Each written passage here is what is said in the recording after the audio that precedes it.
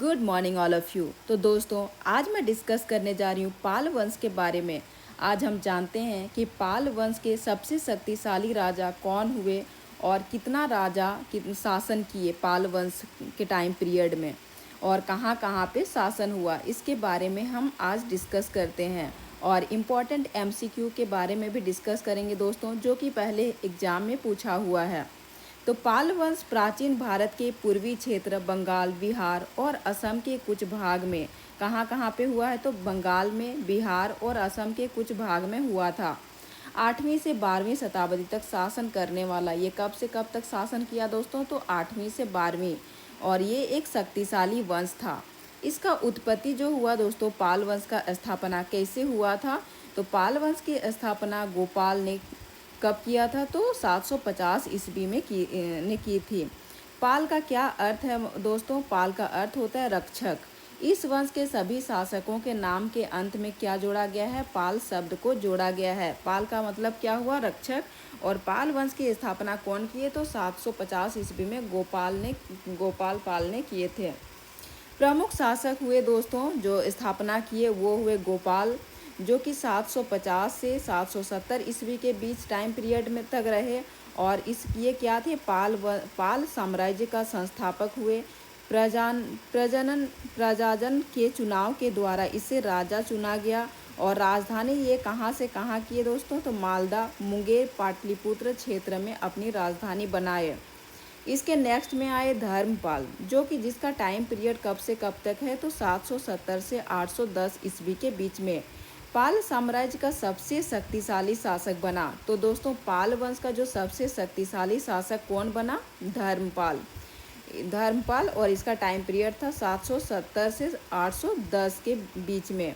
ये क्या किए दोस्तों, तो कन्नौज पर अधिकार किए और विक्रमशिला विश्वविद्यालय की स्थापना किए।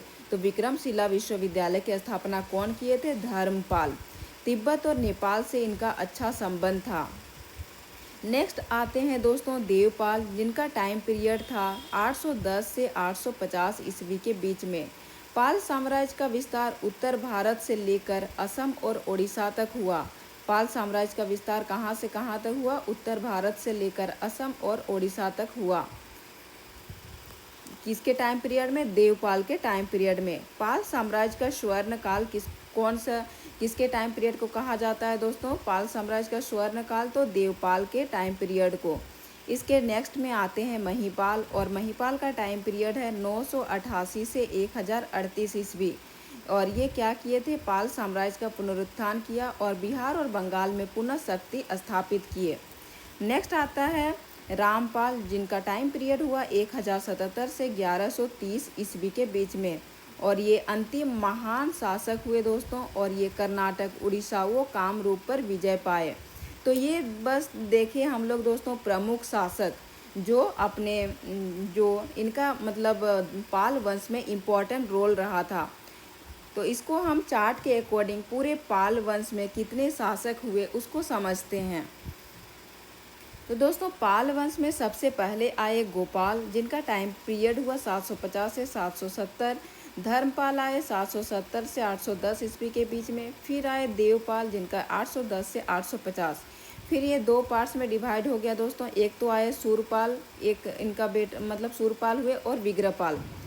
सूरपाल के बाद बने महेंद्रपाल, इसके बाद विग्रहपाल के महेंद्रपाल, सूरपाल का इतना में ही इनका शासन व्यवस्था खत्म हो गया। फिर आते हैं विग्रहपाल, और विग्रहपाल के बाद महापाल और विग्रहपाल द्वितीय आए।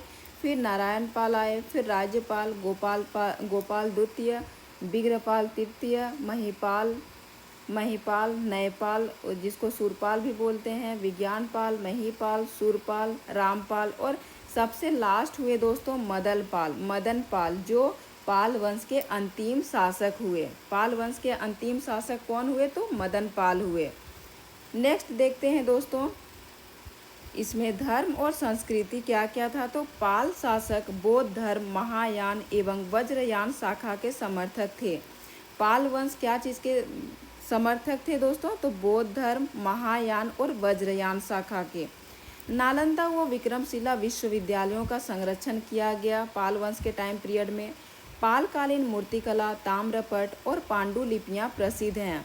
पालकालीन में क्या क्या चीज़ प्रसिद्ध हुई थी? तो मूर्तिकला, ताम्रपट और पांडुलिपि, ये सब प्रसिद्ध थे। पाल कला में काला पत्थर और कांस्य मूर्तियाँ प्रमुख है। और क्या प्रमुख है दोस्तों? काला पत्थर और कांस्य मूर्तियाँ। इन पाल वंश का पतन कैसे हुआ? तो 12वीं शताब्दी में सेन वंश, जो कि कौन थे? बल्लाल सेन के उदय के कारण पाल वंश का पतन हो गया। पाल वंश का पतन कैसे हुआ? तो सेन वंश के कारण। सेन वंश के कौन? बल्लाल सेन के उदय के कारण। ठीक है। और इसको हम संक्षेप में कह सकते हैं दोस्तों कि पाल वंश ने लगभग 400 वर्षों तक बंगाल और बिहार में शासन किया। कितना? 400 वर्षों तक। और यह बौद्ध धर्म का महान संरक्षक थे और शिक्षा संस्कृति का उत्कर्ष इसी काल में हुआ था। किसके काल में हुआ था? पाल वंश के टाइम पीरियड में। अब देखते हैं दोस्तों कुछ MCQ जो कि एग्ज़ाम में, प्रीवियस एग्ज़ाम में पूछा हुआ है। फर्स्ट क्वेश्चन है, पाल वंश की स्थापना किसने की थी? तो पाल वंश की स्थापना गोपाल ने की थी। सेकंड है, पाल वंश के संस्थापक गोपाल को किस प्रकार चुना गया था दोस्तों? तो वो चुना गया था जनता सामंतों द्वारा चुनाव से चुना गया था। नेक्स्ट क्वेश्चन है, पाल वंश का सबसे शक्तिशाली शासक कौन माना जाता है? तो सबसे शक्तिशाली शासक माने जाते हैं देवपाल। विक्रमशिला विश्वविद्यालय की स्थापना किस पाल शासक ने की थी? तो विक्रमशिला का स्थापना किया था धर्मपाल ने किए थे। नेक्स्ट आते हैं, पाल वंश के शासक किस धर्म के अनुयायी थे? तो बौद्ध धर्म के अनुयायी थे। नेक्स्ट क्वेश्चन है दोस्तों, पाल वंश के शासकों ने किस बौद्ध शाखा को संरक्षण दिया? तो वज्रयान को संरक्षण दिया था। पाल वंश की राजधानी प्रारंभ में कहाँ थी दोस्तों? तो गौड़, जो कि मुंगेर के समीप है।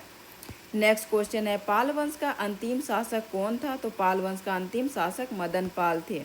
नेक्स्ट क्वेश्चन है, पाल वंश का साम्राज्य मुख्यतः किस क्षेत्र में फैला था दोस्तों? तो बंगाल और बिहार में फैला था। और आज के लिए लास्ट क्वेश्चन, पाल वंश से जो है पाल, राष्ट्रकूट और प्रतिहार वंशों के बीच शक्ति संघर्ष किस क्षेत्र को लेकर हुआ था दोस्तों? तो वो कन्नौज को लेकर हुआ था। ओके फ्रेंड्स, अगर ऐसे ही कंटेंट चाहिए तो प्लीज़ मेरे चैनल को